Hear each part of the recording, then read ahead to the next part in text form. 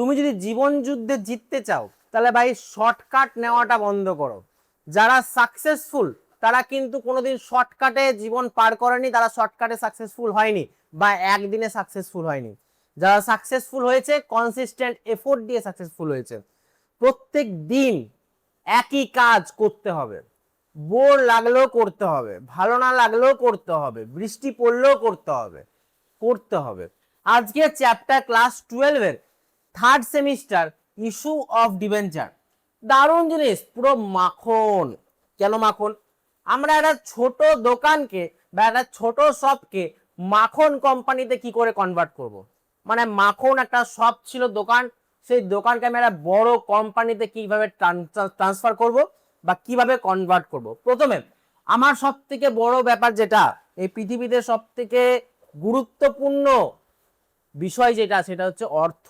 আমরা সবাই এর পেছনে দৌড়ে বেড়াচ্ছি। কেউ এমন পৃথিবীতে নেই যে অর্থের পেছনে দৌড়ায় না। তো অর্থটা হচ্ছে খুব গুরুত্বপূর্ণ বিষয়। কিসের? একটা ছোট কোম্পানিকে বড় কোম্পানিতে ট্রান্সফার করতে। তাহলে ভাই আমার টাকা লাগবে, পরিষ্কার কথা, বাংলা কথা, আমার টাকা লাগবে। টাকা আমি কোথা কোথা থেকে পেতে পারি? একটা, আমি ব্যাংক থেকে পেতে পারি, আমি ক্রেডিটর্স থেকে পেতে পারি, যারা আমাদেরকে ধার দেয়, তাকে আমি শোধ করে দিলাম, টাকাটা কোনো ব্যাপার নয়।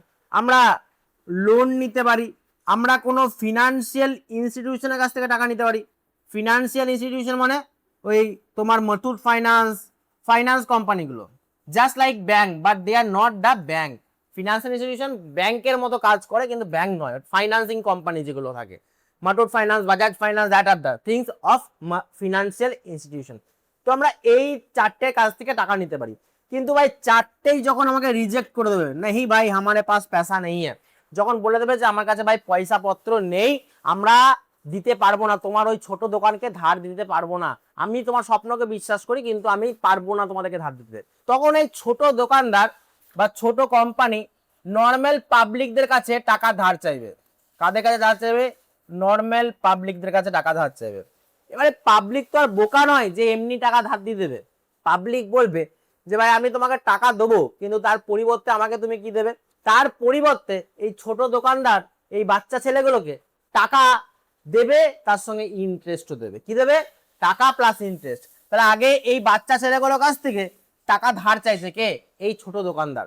ছোট দোকানদার বাচ্চার মতো হাত পেতে যায় যে ভাই আমাকে কিছু কিছু টাকা ধার দাও, আমার কোম্পানি যখন বড় হয়ে যাবে তোমাদের টাকা আমি শোধ করে দেবো, তার সঙ্গে ইন্টারেস্ট দিয়ে দেবো। সেটাকে বলা হচ্ছে ইস্যু অফ ডিবেঞ্চার।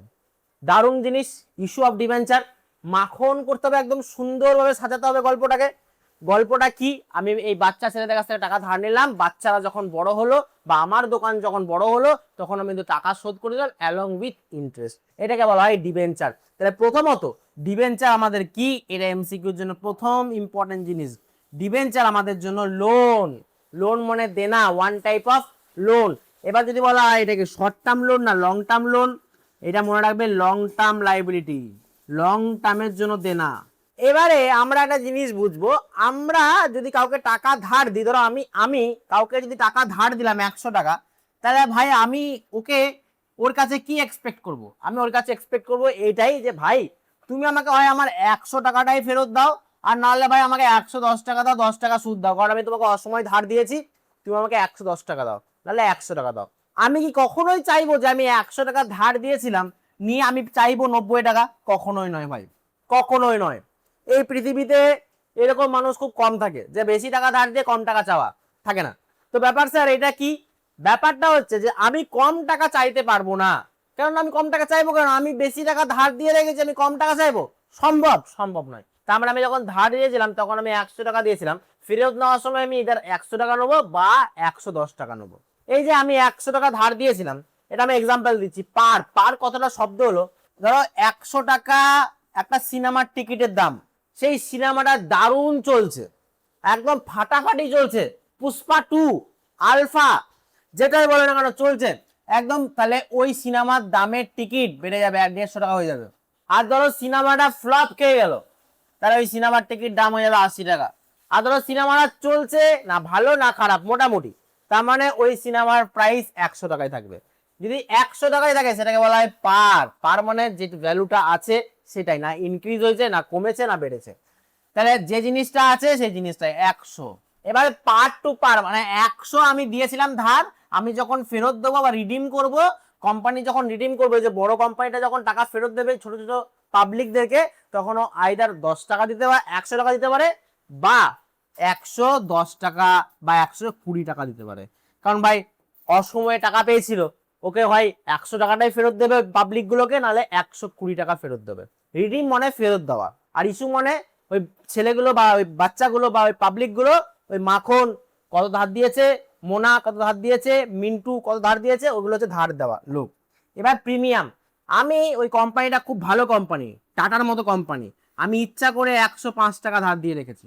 আমি ইদার 100 টাকায় নিতে পারি, কারণ আমাদের ফেস ভ্যালু হচ্ছে 100, আমি বললাম 100, অথবা আমরা 120 টাকা নিতে পারি ফেরত। এরপরে ডিসকাউন্ট, আমি মানে ওই নর্মাল পাবলিক গুলো, চিন্টু মিন্টু, তারপরে আমাদের হচ্ছে মাখন, মন্টু, পন্টু, ওরা ইচ্ছা করে ভাবলো কোম্পানিটা খারাপ, অত ধার দিয়ে লাভ নেই ভাই, ও কোম্পানি যদি ডুবে যায় পুরো টাকায় ডুবে যাবে, তার থেকে ভালো আমরা 80 টাকা ধার দিই। ওই কোম্পানিটাকে 80 টাকা ধার দিলাম, সবটা খুব ভালো সব, হয় আমাকে 100 টাকা ফেরত দিতে পারে, বা 115 টাকা বা 120 টাকা ফেরত দিতে পারে। 120 টাকা যখন করেছি 120 টাকাই লেখো, 120 টাকা ফেরত দিতে পারে। তো বস, এইটা হচ্ছে ইস্যু আর রিডেমশনের গল্পটা।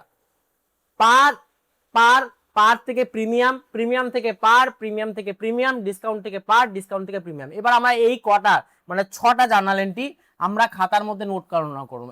1 2 3 4 5 এবং 6। বলো মাখন, এই 6টা জার্নাল এন্ট্রি যখন আমরা খাতার মধ্যে লিখে দেবো, লিখে নাও মানে কাম খাতাম ভাই, ফটাফট অঙ্ক হবে।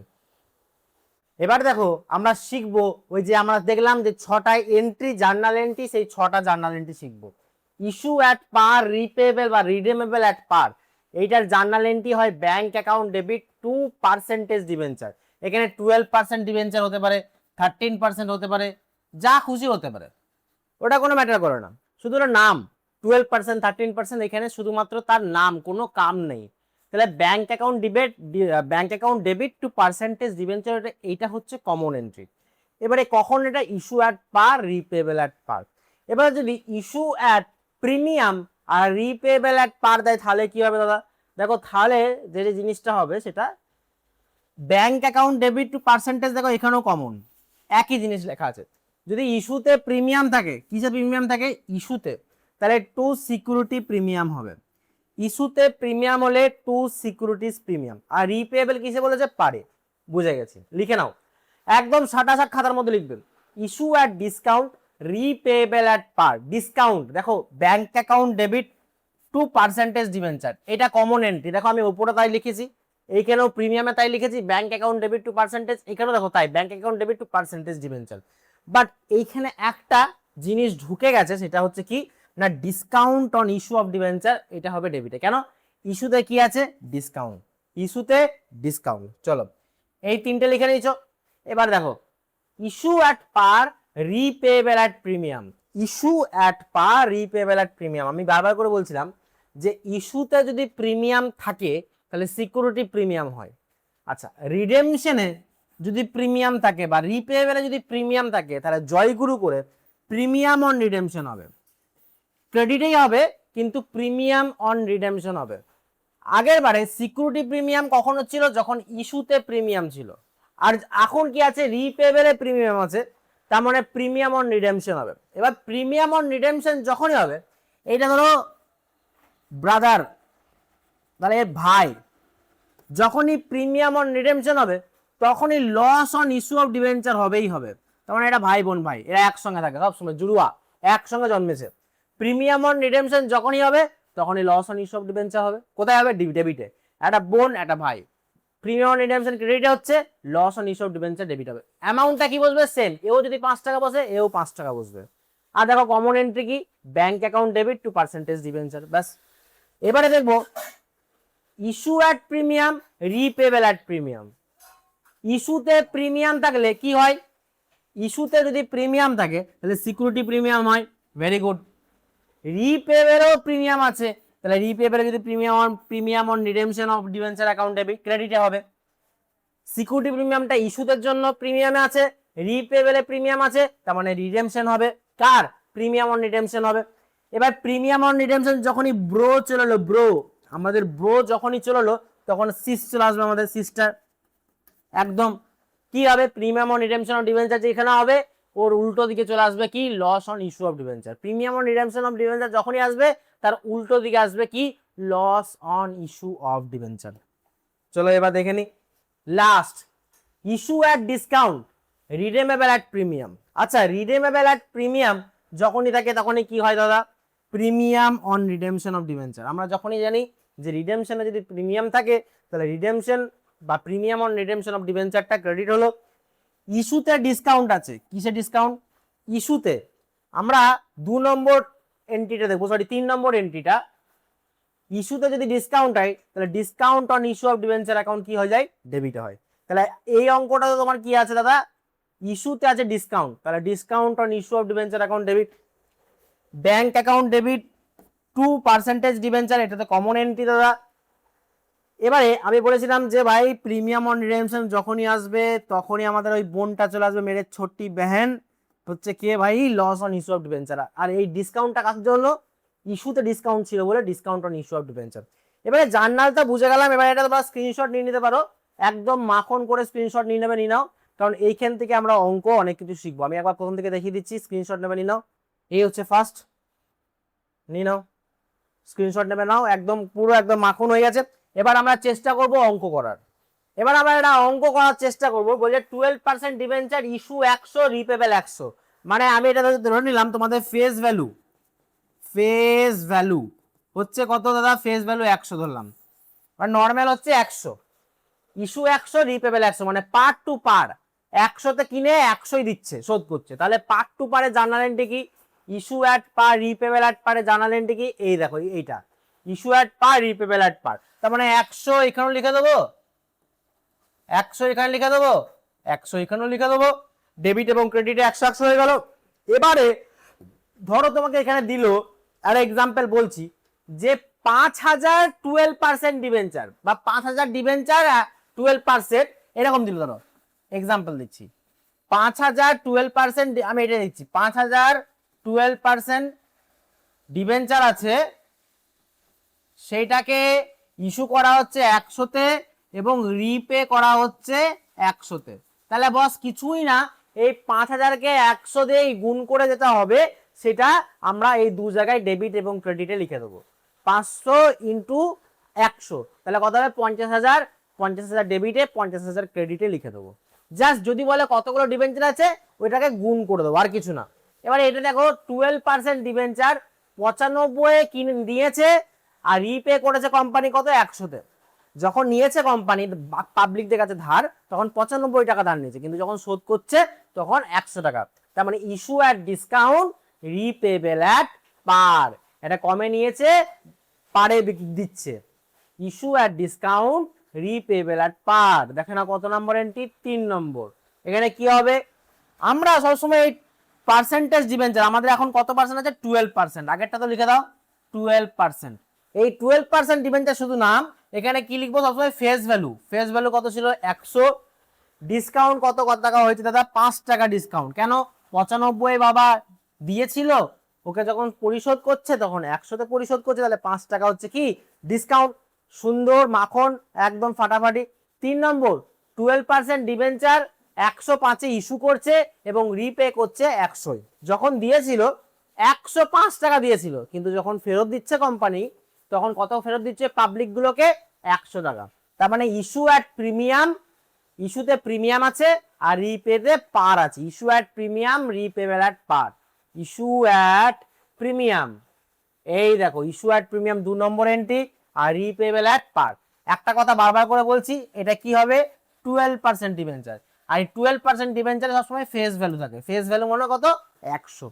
এবারে প্রিমিয়াম কত টাকা, যখন ইস্যু করেছিল 5 টাকা প্রিমিয়াম, খুব ভালো করে বুঝে গেছি।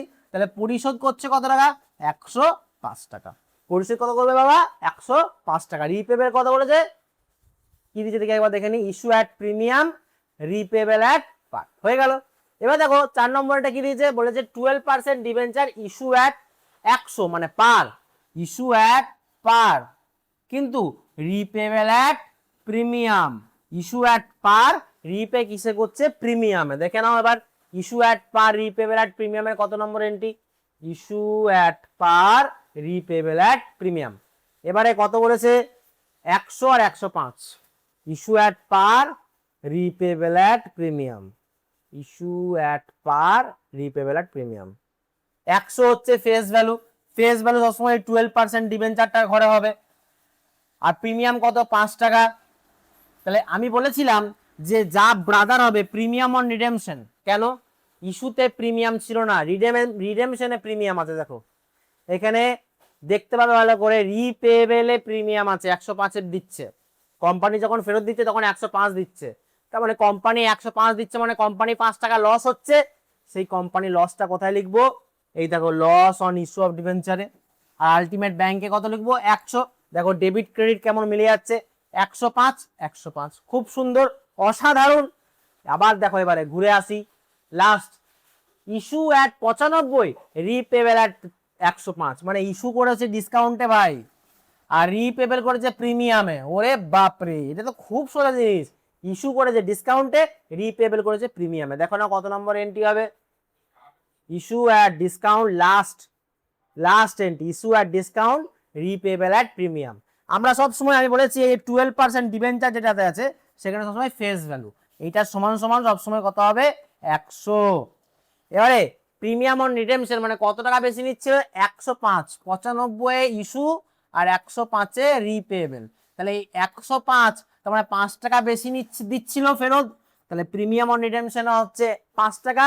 আর প্রিমিয়াম অন রিডেমশন যা হবে তার বোন মানে loss on issue of debenture তাই হবে 5 টাকা। প্রিমিয়াম অন রিডেমশন যা হবে লসও তাই হবে, ভাই বোন একই পাবে। 5 টাকা বেশি নিচ্ছিল প্রিমিয়াম অন রিডেমশন, ওই 5 টাকা লিখলাম, আর লসটা কত, এই 5 টাকাটা আবার লসে লিখলাম। এবারে ডিসকাউন্ট কত টাকা বলো তো, 95 ইস্যু করছে, মানে 100 জিনিস যদি 95 ইস্যু করে তাহলে 5 টাকা হচ্ছে ডিসকাউন্ট, ওই ডিসকাউন্টটা কোথায় বসবে, এইখানে। এবার দেখো প্লাস করে দেখো, ক্রেডিটে হচ্ছে 105, ডেবিটে হচ্ছে 10, তাহলে এখানে কত আসবে দাদা, এইখানে আসবেন 95, 95 প্লাস 5 100 প্লাস 5 105, ডেবিট সাইডে 105, দেখো ক্রেডিট সাইডেও 105। সুন্দরভাবে বুঝতে হবে জিনিসটাকে, যদি না বুঝতে পারো আবার ভিডিওটাকে প্রথম দিকে চালাও, প্রথম দিকে চালিয়ে আবার এটাকে বোঝার চেষ্টা করো। এটা কিন্তু খুব একটা কঠিন জিনিস নয়। এবারে তোমাদেরকে আমি একটা অঙ্ক দিচ্ছি, সেই অঙ্কটার অ্যান্সার কত হবে আমাকে বলে দেখাও।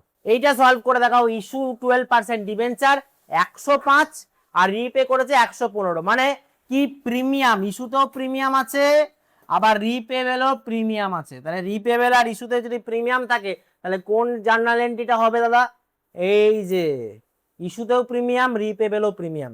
রিপেবেলে যেটা প্রিমিয়াম থাকবে সেইটা ওই ভ্যালুটা একবার বসবে, তার বোনকে loss on issue of debenture সেইখানেও সেই ভ্যালুটা বসবে। বলো কত হবে, প্রিমিয়াম অন রিডেমশন অফ ডিবেঞ্চারে কত হবে, আর লস অন ইস্যু অফ ডিবেঞ্চারে কত হবে, আর সিকিউরিটি প্রিমিয়ামে কত হবে, এটা আমাকে কমেন্টে তাড়াতাড়ি জানাও। এবং এই চ্যাপ্টারটার এই পার্টটা শেষ করে আমাকে বলো দাদা ভালো হয়েছে, মাখন ভাবে বুঝে গেছি।